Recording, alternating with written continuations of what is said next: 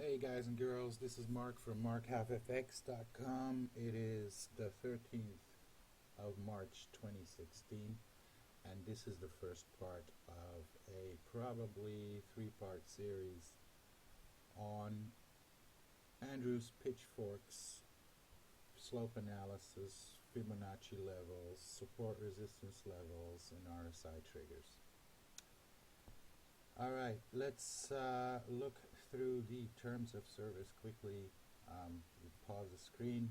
This is for information purposes only. Let's start. So, I wanted to give you a little bit the basics of Andrew's Pitchforks, the way I use them. And, you know, there are some rules, or not really rules. There's best practices, and I just wanted to make you a little bit acquainted with it. So we're starting with a Euro-US dollar chart, weekly chart, and I thought I would just go back, you know, a number of years. So this is 1996, where we're starting. So what are we looking for before we draw an Andrew's Pitchfork? We're looking at price extremes, right? So you could call this a low and this a high. So what do? We take the Andrew's Pitchfork tool, we find a high, we take the extremes, and we draw a fork. So now first maybe a little bit explanation. This is called the median line, which is in the middle, obviously. And then we have upper parallels, lower parallels, and we have half of the distance between the median line and the upper or lower or upper parallel, right? So we can call it the 50% line, or 50, call it 50. All right, so now what if you look at this fork, it describes price pretty well, right? I mean, it stays within the boundaries of the fork. You have a little bit of overshoot here. So this is not a bad fork, but one of the guidelines is that the median line has to touch price during the life of the fork. So this is definitely not happening. So actually this fork is not really valid, so to speak. So what do? We look for another higher high here. Okay, so now that's a better fork, right? Price didn't reach it here, but it reached it here. So let's just assume that this is a good fork. Now you see price went outside of the upper parallel boundary. Okay, so that already means here, when you're trading here, you have to be a little bit on alert that price is trying to break out. Now, what do? Because this could also be, you know, stop loss running. So what do? You create a sliding parallel. So you take a trend line, you match it up with the median line, you get the slope, alright, and then you draw a sliding parallel. This is called a sliding parallel. So you see, you know, these are weeks. So if you drew this sliding parallel, I'm trying to match it up a little bit better. Okay. Yeah, it doesn't work, but you know, it's good enough for educational purposes, so to speak. So, you know, you could have traded against this one, right? Now, what happened here?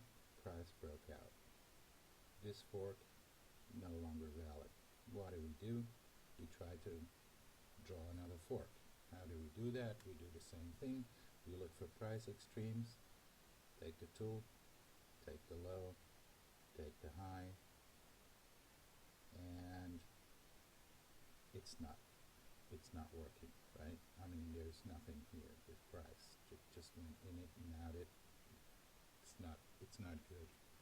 You take the next one. Okay, you take this one. And you look for extremes in price. I mean, outer boundary extremes.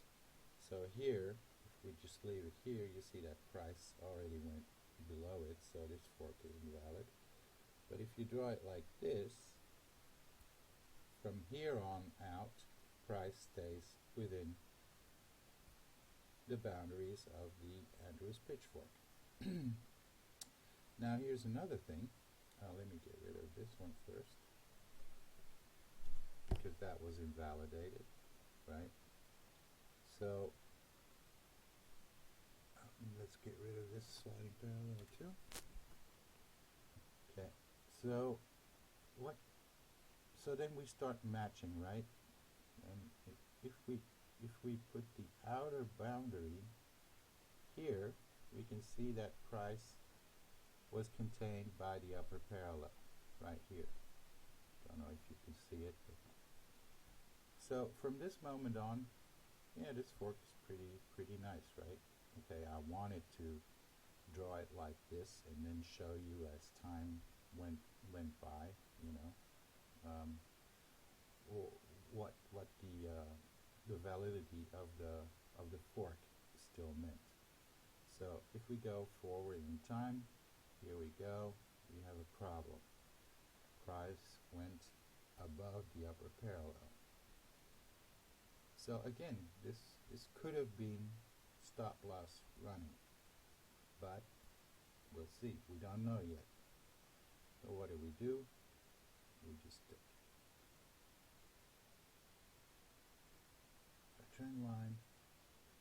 We use it as a sliding parallel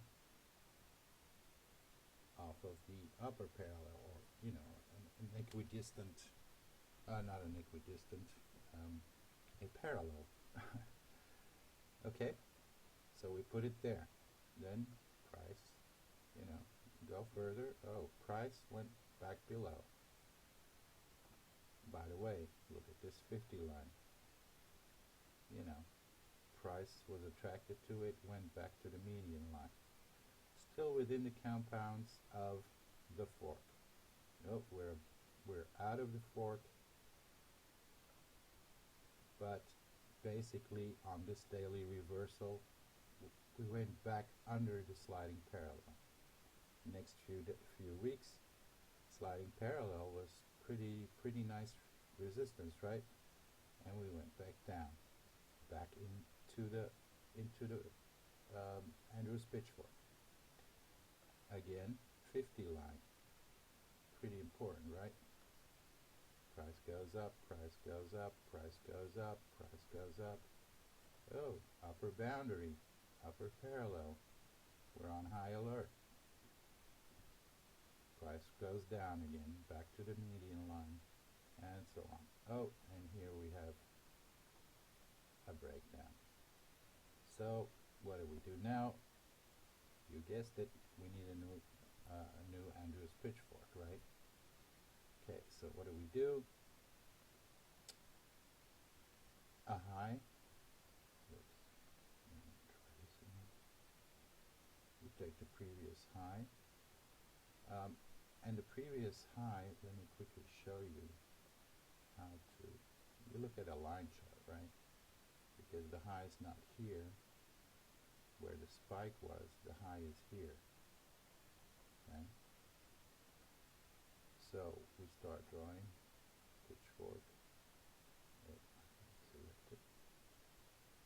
We go here, and we go maybe here or here.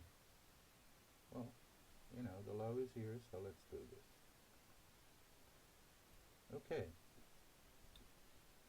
Price went to the median line, fork is validated, we go on. You know, time moves on. Oh, look. You know, median line was rejected with a weekly reversal, rather. Price goes down again. Oh, it was resistance here. Then we went through resistance, and we're on high alert again. because the upper parallel was broken. Now, okay, I could draw another sliding parallel from here, but you get the picture, right? Okay, we broke out. What do we do now? We need a new fork. So let me get rid of the, let me get rid of this one. So we look for a new fork. How do we draw that? Same thing. We look for a low in price, which is probably here. And we take this one, and we take this one. Okay, then we go on. New fork seems to be, let me get rid of this one so it doesn't distract you. Fork is pretty good, right? Oh, but then we broke out and so on. So what do we do now? We look for a new fork. Okay, so let's get rid of this one.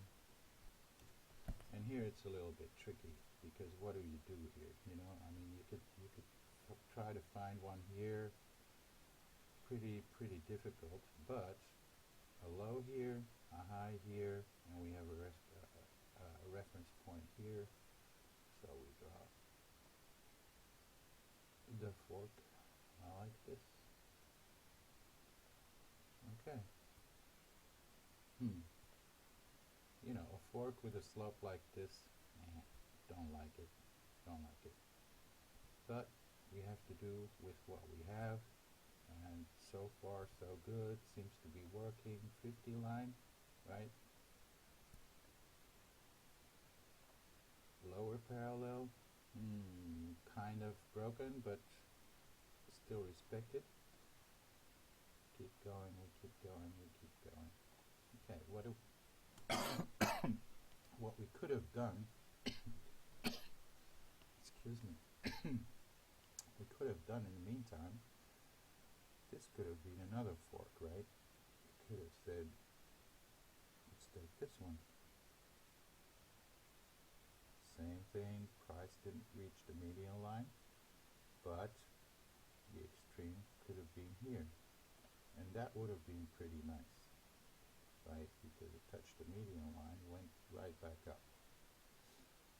Was broken again, but was tested, and tried to test it again here, but it didn't reach there. But, you know, you catch my drift. Same thing here. Could have been drawing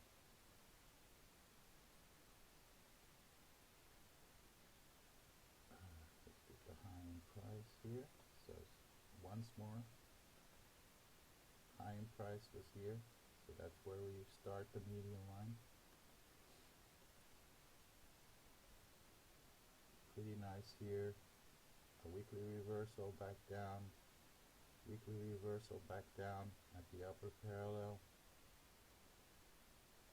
Invalidated here. This other fork, which is, you know, with a very shallow slope, so to speak, is still kind of valid, especially if you take a sliding parallel from here to here. You know, you kind of extend it. We're still within the confines of this narrow,